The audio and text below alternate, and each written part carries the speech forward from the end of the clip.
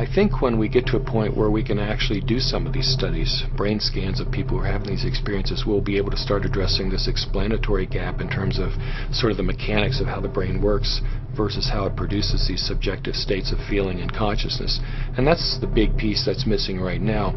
I think certainly it's possible to take different types of psychoactive drugs that we know have a particular mechanistic function. They interact with a certain receptor in a certain part of the brain, and do brain scans and look at that part of the brain light up after that drug is administered, and then to be able to use subjective questionnaires and feelings to actually begin to start mapping brain states as a function of brain chemistry.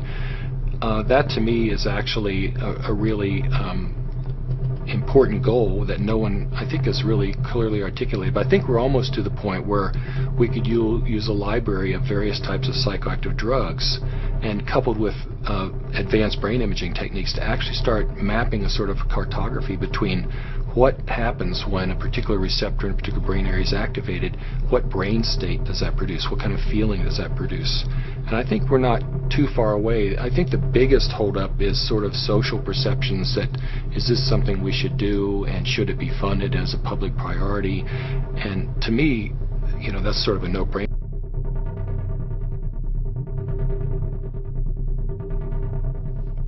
You know, I'm a physician, and I find that for the serious public health issues of our time, that we're impotent. Our medicines are impotent. And with ayahuasca, I had discovered for the first time a medicine worthy of its name, capital M medicine.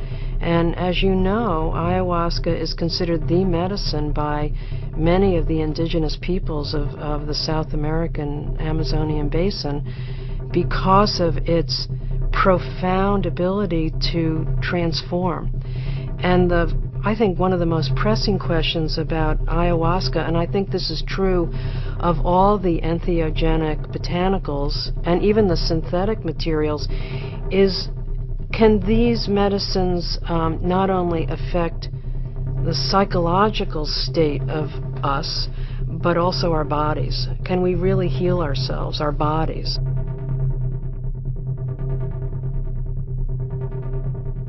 It was such a profound experience to have been out there in deep space, and I'm not the kind of person that would have expected this kind of experience. I mean, I would have expected, if someone were to tell me you're going to take this drug that's going to launch your consciousness, I would have expected that I would see angels and fairies and not alien life forms. I have no interest in that. That's not part of, you know, I've never liked science fiction. I've never been into any of those kinds of things. It's not part of any sphere of interest. But to be out there with these other life forms, this greater intelligence,